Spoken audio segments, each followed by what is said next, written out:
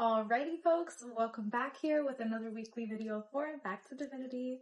Super excited about this week's topic. It is a sign that I mention a lot, but it is going to be astrology focused as we do have a Gemini full moon this Sunday on December 15th.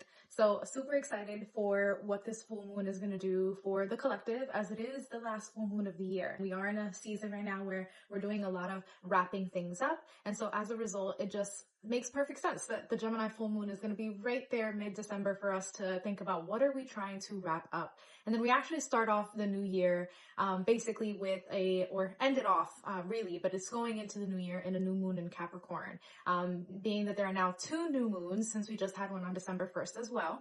In the month of December, it is giving a lot of energy of going and stepping into a new direction, into something new, which is the perfect energy that we want to be in going into 2025. Additionally, right, we do have Mercury retrograde, which I talked about last weekend.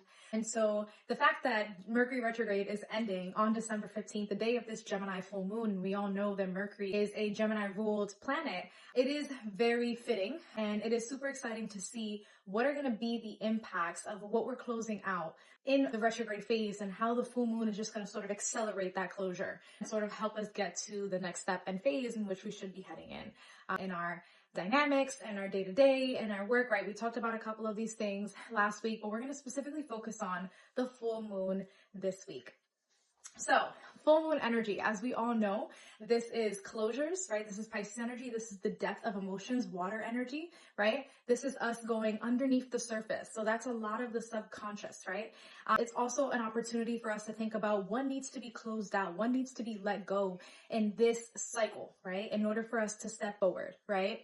But let's talk about specifically what is being highlighted with this full moon. So Gemini energy. Gemini is the twins, right? As you all know, I am a Gemini. I've also mentioned that I am a Gemini stellium, right? And so that being said, Gemini energy has a lot of duality, right? And I've spoken a lot with Back to Divinity about there being duality in almost everything, but there is duality in everything, and Gemini knows that best. And so that being said, not everything is black and white. You know, sometimes we have this preconceived notion that Gemini is, you know, the fake people, right? Because we can flip-flop between one side or the other. But it's not necessarily like that, right? That might be a less evolved trait of Gemini. Because we are a mutable sign, because we are adaptable, it's very easy for us to fit into certain groups, right? But this is where it becomes the duality of everything, right? Gemini has the gift of being able to see all sides of a situation, understand that everything is not as black and white as society likes to make things be. However, that being said, it is important that we're learning not to conform to everything around us and soak it all in and just flip-flop, but rather think about what is Gemini's stance, but how can I also remain open, right? Gemini is getting us to think about step out of yourself for a second and also think about those outside, right? That is the dual nature of Gemini, right? Because the opposite sign of Gemini is Sagittarius, right? And Sagittarius is a broad, more open, more Jupiterian sort of energy, right? It's more expansive. It's getting us to think about the eagle eye perspective, right? And Gemini is getting us to think about it more locally, right? And so there goes a little bit of the dual nature of Gemini and the importance of understanding that everything has a dual nature to it, and it's just a matter of balancing it, right? Okay. Mutable energy, I did mention, right? We're a very adaptable sign. Geminis are moving in between groups and energies and environments and places, and just as the air sign flowing through it, right? Okay. There's also childhood, right? This community, local energy, more neighborhood focused, right? We talked a little bit about this last week as well. There's communication patterns, right? Gemini is the talker, hence why I like doing what I'm doing, right? But it is the communicator, right? It is the person who is communicating truth, wisdom, and knowledge, right? That is Gemini at its most highest vibration, right? And then there's social, more social energy, right? So you could find yourself being called to be more social in this time, right? And it is the holiday season. But with the Gemini full moon, there's a lot of energy around collaboration energy and talking and being with other people and being in a more community focused energy, right? Social media is also another part of that social energy, right? Thinking about our relationship to social media and how that's going. Guys, did we peep that Instagram broke last week, right? It never fails during a Mercury retrograde. Just want to put that out there. And I warned you all. But anyways, okay, bringing it back, right? So there's also the overthinker side of Gemini, right? Because Gemini has a lot of brain energy. It's mercurial, right? And so that being said, there's a lot of overthinking that can sometimes happen with the Gemini energy, right?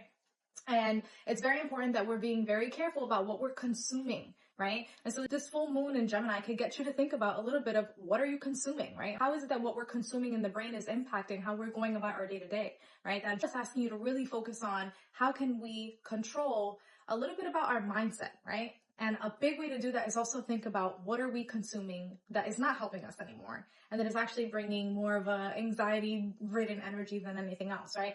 Those are the types of things that need to be thought about during this time. So again, everything with balance is the key to understanding this Gemini full moon, right? So what are the types of questions you should be asking yourself with this full moon energy? What are self-imposed limiting beliefs that you need to let go of at this very moment, right? That's the brain energy, our thought patterns, right? What are those thought patterns that are not helping you? Then also, what are thought patterns that need to be further nurtured, right? There goes the dual nature of it. How is it that our mind is working in our favor? And how can we continue to tap into that energy of it, right? Another question, how can I further adapt to my surroundings so that I can benefit from it and show who I am authentically in those spaces rather than conforming to those spaces? Again, here goes the two-sided Gemini feature, right? Understanding that you want to be open to your surroundings and what is around you, right?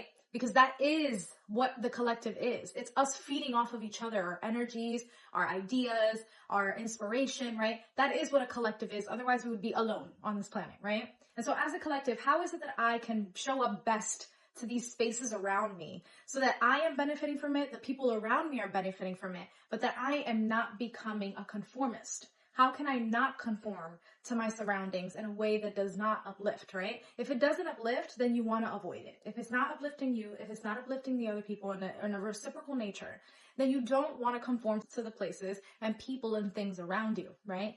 So how can I be mutable in the most potent way rather than doing it in a way that is detrimental or destructive, right? Okay, let's see what else.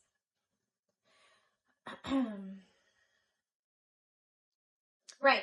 We also talked about Gemini full moon being on the last day of Mercury retrograde. Very fitting. How is it that I can let go of communication patterns, dynamics that are just no longer working, right? That are just no longer fitting, right? How is it that I can make sure to use my truth, right? And my power to communicate in order to make sure that I am not staying stagnant when it comes to my dynamics, right? And so this again is the power of the communication side of Gemini. Are you using your truth in the most uplifting ways, in the most authentic ways to yourself and therefore to the people around you? Then, what am I consuming, right? What am I consuming in terms of mental activity? What is it that I'm feeding my brain, right? And how is it that I need to shift that in order to enhance my thought patterns, right? But how is it that you can alter your consumption patterns to sort of shift things? Maybe instead of waking up in the morning and going straight to social media, you wake up and you start with a meditation for the day, even if it's just a 5-minute guided meditation, right?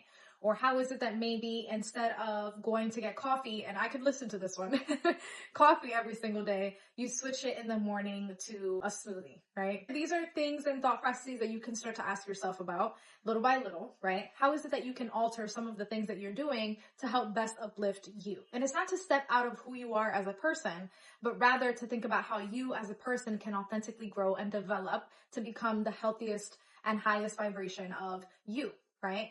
And what you're feeding your body has a lot to do with how the mental is going to work, right? So think heavily about all of those things under this Gemini full moon. Good luck.